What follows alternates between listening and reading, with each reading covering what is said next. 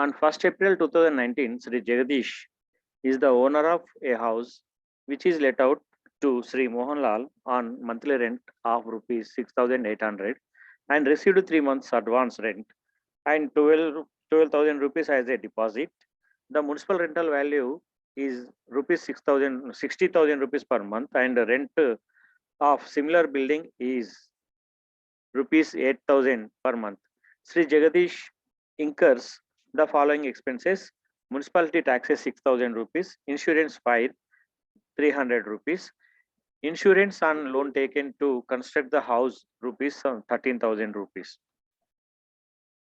ground rent 250 rupees, repairs 4,000, and collection charges are 500 rupees. Compute the income from house property for the current assessment year. 1 April 2009 Shri Jagadish తన గృహాన్ని శ్రీ మోహన్ లాల్ కు నెలకు 6,800 రూపాయలకు అద్దెపై ఇచ్చి 3 మాసాల అద్దెను అడ్వాన్స్ గా మరియు 12,000 రూపాయలు డిపాజిట్ గా స్వీకరించాను. పురపాలక సంఘపు అద్దె విలువ సంవత్సరానికి 60,000 రూపాయలు మరియు అలాంటి భవనానికి అద్దె విలువ ప్రతి మాసానికి 8,000 రూపాయలు. శ్రీ జగదీష్ చెల్లించిన ఖర్చులు ఈ క్రింది విధంగా కలవు: పురపాలక సంఘం పన్నులు 6,000 రూపాయలు, అగ్ని బీమా 300, గృహ నిర్మాణానికి తీసుకున్న అప్పుపై వడ్డీ 13,000 రూపాయలు, భూమి అద్దె 250 రూపాయలు, మరమ్మతులు 4,000 రూపాయలు మరియు వసూలు ఛార్జీలు 500 రూపాయలు. ప్రస్తుత పన్ను నిర్ధారణ సంవత్సరానికి గృహాస్తి నుంచి ఆదాయాన్ని లెక్కింపుము. సో ఇది మన format. This is our format. Title: Computation of Mr. Jagdish income from house property for the assessment year 2021. Gross annual value equals to 96,000 rupees. So here we have a working note for gross annual value. Calculating expected ERV, calculating expected rental value, which is higher of the following two amounts. First condition, municipal rental value 60,000 rupees and fair rental value 96,000 rupees. Whichever is higher, which is higher of the following two amounts. Under 60,000 and 96,000, 96,000 rupees is the higher value. 8,000 rupees into 12 months equals to 96,000 rupees the higher value. So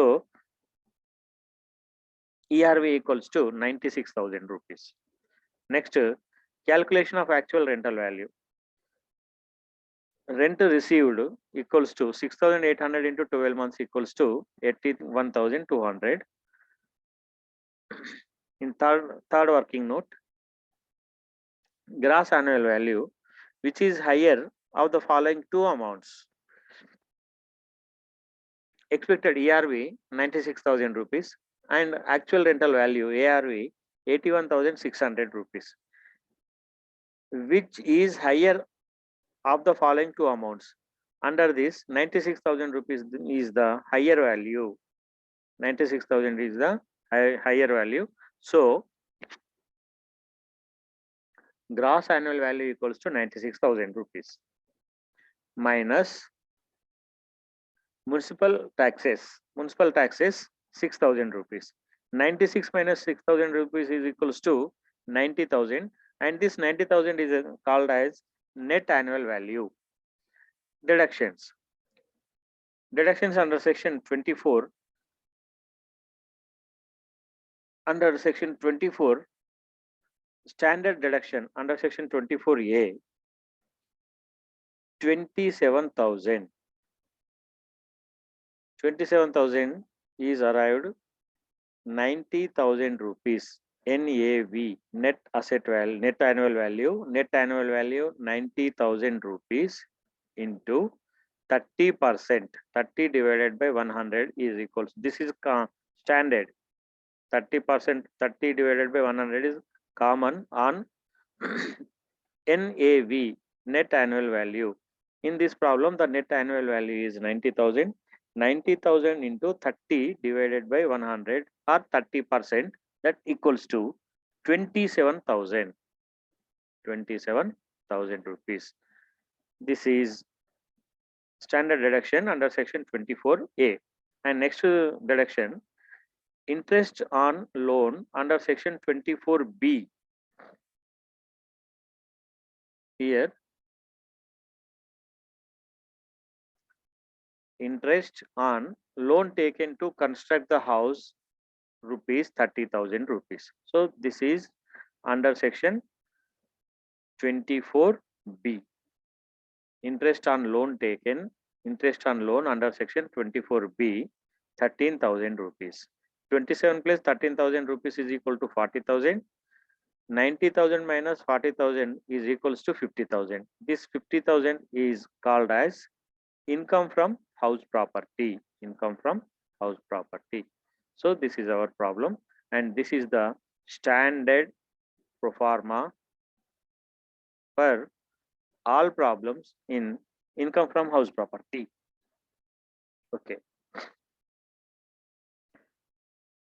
2020-21 పన్ను నిర్ధారణ సంవత్సరానికి శ్రీ జగదీష్ యొక్క ఆదాయము గృహాస్తి నుంచి.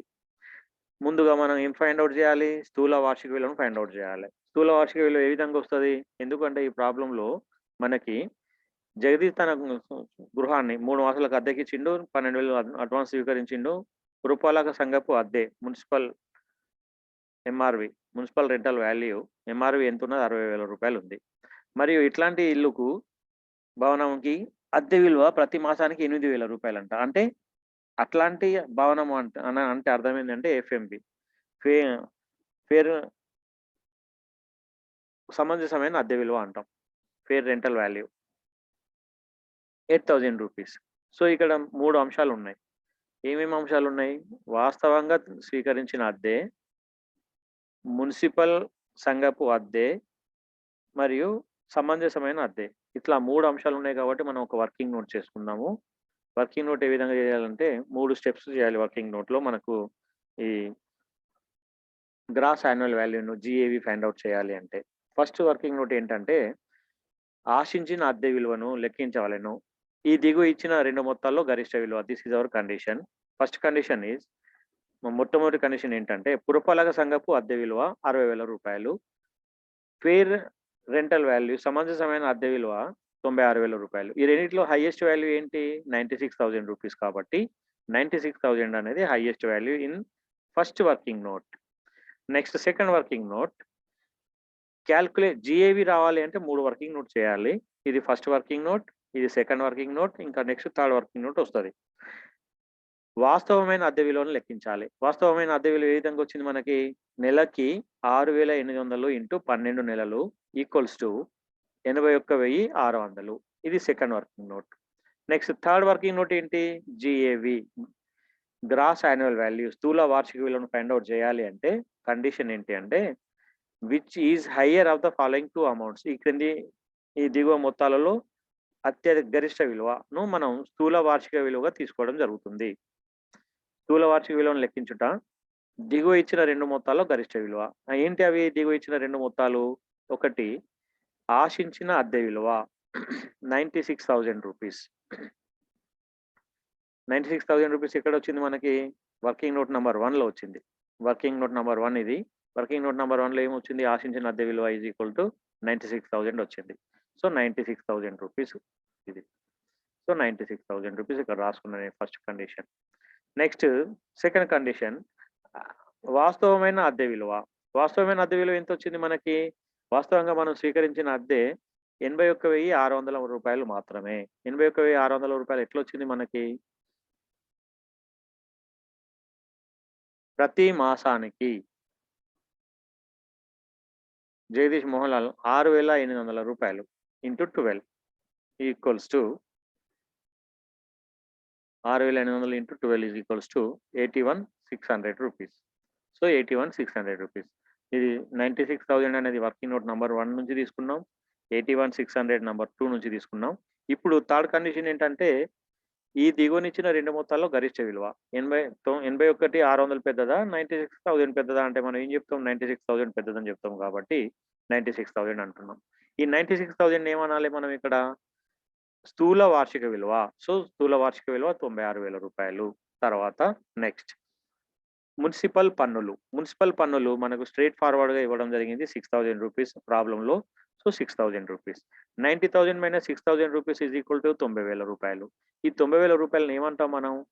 నికర వార్షిక విలువ. Net annual value అని ఇంగ్లీష్‌లో అంటాం. తెలుగులో నికర వార్షిక విలువ అంటాం. ఇప్పుడు ఈ నికర వార్షిక విలువ నుండి మనం తగ్గింపులు తీసేయాలి. ఆ తగ్గింపులు ఏమేమి తీసేయాలి అంటే సెక్షన్ 24 ప్రకారము ప్రామాణిక తగ్గింపు. సెక్షన్ 24 ప్రకారం ప్రామాణిక తగ్గింపు తీసేయాలి. ఈ సెక్షన్ 24 ప్రకారం ప్రామాణిక తగ్గింపు అనేది స్టాండర్డ్‌గా 30% ఉంటుంది. దేని మీద 30% ఉంటుంది? నికర వార్షిక విలువ ఎంతైతే వచ్చిందో ఆ నికర వార్షిక విలువ ఇంటూ 30/100. నికర వార్షిక విలువ is equal to 90,000 into 30/100 is equals to 27,000. తర్వాత గృహాన్ని కన్స్ట్రక్షన్ చేయడానికి, గృహాన్ని నిర్మించడం కొరకు గృహము కొనుగోలుకై తీసుకున్న అప్పుపై చెల్లించిన వడ్డీ ఎంత ఉన్నది అంటే ఇక్కడ 13,000 రూపాయలు ఉంది. So 27,000 plus 13,000 is equal to 40,000. మనం 90,000 మైనస్ 40,000 చేసినట్లయితే 50,000 రూపీస్ ఏదైతే ఉందో దాన్ని గృహాస్తి నుంచి ఆదాయము అని అనడం జరుగుతుంది. సో కొన్ని లెక్కల్లో జీఏవి డైరెక్ట్‌గా ఇవ్వడం జరుగుతది. అప్పుడు మీరు డైరెక్ట్‌గా రాసుకుంటే సరిపోతది. ఇది మనకు ప్రాబ్లమ్. ఇది వర్కింగ్ నోట్.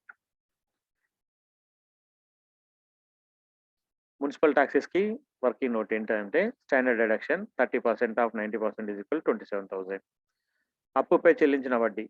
అప్పు అనేది గృహం కొనుగోలుకై తీసుకోబడింది కావున వడ్డీని తగ్గింపుగా